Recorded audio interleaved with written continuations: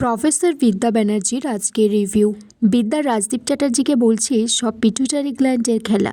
তখন রাজদীপ চ্যাটার্জি বলছে P for pituitary gland, আর পি ফর পাওয়ারও হয়, সব পাওয়ারের খেলা। বিদ্যা তখন বলছে যতই ছক আটো না কেন আমি সব কিছু বানচাল করে দেব। বিদ্যা তখন আয়নার সামনে দাঁড়িয়ে বলছে কপালে যদি এক ফোঁটা সিঁদুর হতো আর হাতে শাখা পলা হতো তাহলে ব্যাপারটা কেমন হতো।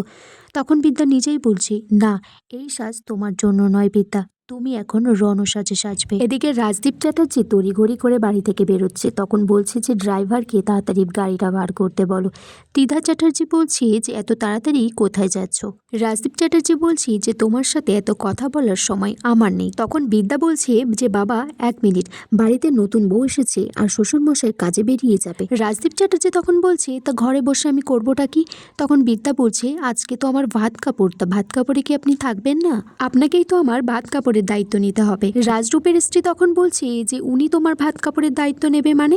তখন বিদ্যা বলছে ওনার ছেলে ওনারই তো ব্যবসা সামলাচ্ছে, উনি তো এখনো স্বাবলম্বী হননি, তার মানে তো ভাত কাপড়ের দায়িত্বটা ওনারই নেওয়া উচিত। বিদ্যা তখন বলছে কারণ ও তো এখন বাবার কথাই ওঠে আর বসে, বাবার লক্ষ্মী ছেলে, সবই বাবার কথা শোনে। রাজদীপ চ্যাটার্জি তখন তো বেরোতে যাবে জোর করে, কিন্তু বিদ্যা বলছে যে আপনি কোথাও যাবেন না, আপনি যদি বেরোন তাহলে কিন্তু আজকে ভাত কাপড়ের অনুষ্ঠানটা কিছুতেই হবে না। বিদ্যা বলছে আমি কলেজ গেলে আপনাদের কি কোনো সমস্যা হবে নাকি? আপনি আপনার কাজে যাবেন আর আমি যাব আমার কাজে। রাজদীপ চ্যাটার্জি তারপর রাজদীপকে বলছে যে তুমি এখানে হাতে চা নিয়ে দাঁড়িয়ে আছো কেন? তখন রাজদীপ বলছে বিদ্যার জন্য, তোমার বৌমার জন্য। তখন বলছে যে তুমি ওর জন্য চা বানাচ্ছ। রাজদীপ চ্যাটার্জি বলছে নিজের বাবার জন্য তো কখনো চা বানাওনি। রাজদীপ বলছে বানাইনি ঠিক আছে, কিন্তু আমি তো দেখেছি মায়ের জন্য তুমি চা বানিয়েছো।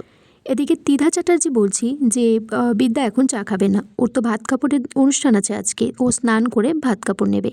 তখন বিদ্যা বলছে আমার এখানে কোনো ভাত কাপড়ের অনুষ্ঠান আজকে হবে না।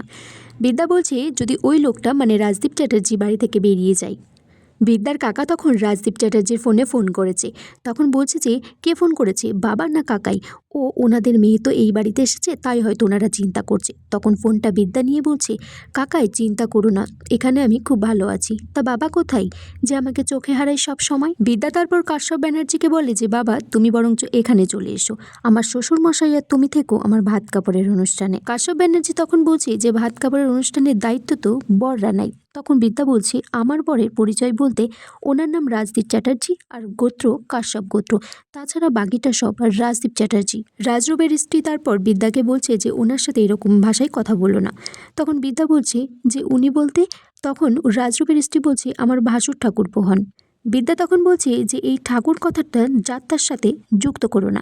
রাজদীপ চ্যাটার্জি তারপর বিদ্যাকে বলছে যে তুমি ঠিক কী চাইছো? তখন বিদ্যা বলছে আমি চাইছি আপনি চুপচাপ ঘরে বসে থাকুন, এই চৌকাঠটাও পেরোবেন না কিন্তু। বিদ্যা তারপর রাজদীপ চ্যাটার্জিকে বলছে আপনি বরঞ্চ আপনার মাস্তুতো ভাইকে ফোন করে দিন। রাজদীপ চ্যাটার্জি বলছে আমার ভাই বলতে?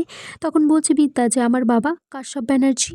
তীধা চ্যাটার্জি তখন বলছে যে তুমি এরকম করো না বৌমা। তখন বিদ্যা বলছে যে এখনও কিন্তু বৌমার শিলমোহরটা পড়েনি, উনি যদি বাড়ি থেকে বেরিয়ে যান আমি কিন্তু আর বৌমা থাকলাম না, আমি তখন বিদ্যা ব্যানার্জি হয়ে যাব। বিদ্যা তারপর রাজদীপকে বলছে যে আপনি বরঞ্চ আমার জন্য একটা শাড়ি বেছে দেন, আপনার মেয়েদের জন্য যেরকম দেন। তখন রাজদীপ চ্যাটার্জি বলছে তাহলে আমার ছেলে কি করবে? তখন বিদ্যা বলছে যে আপনার ছেলে তো আমাকে পছন্দ করে নিয়ে এসেছে, আপনি তো আমার শাড়িটা পছন্দ করে দেবেন। বিদ্যা বলছে আপনি যদি ডালে ডালে চলেন আমি কিন্তু পাতায় পাতায় চলি মিস্টার রাজদীপ চ্যাটার্জি। রাজদীপ তখন বলছে ব্যাপারটা আমি বুঝে গেছি, বাবা একদম ফেঁসে গেছে, এই প্রথমবার একদম এগোতে পারছে না। রাজদীপ চ্যাটার্জি তারপর কাশ্যপ ব্যানার্জিকে ফোন করে বলে যে বিদ্যা বোধহয় আমাদেরকে সন্দেহ করছে, সবটা বোধহয় ভেস্তে যেতে পারে। এদিকে বিদ্যার জন্য রাজদীপ চ্যাটার্জি বেনারসি গয়না সব বেছে দিয়েছে। আর এখানেই আজকের পর্ব শেষ হয়ে যায় বন্ধুরা। তোমরা কমেন্টস করে জানিও কেমন লেগেছে আজকের পর্বটা।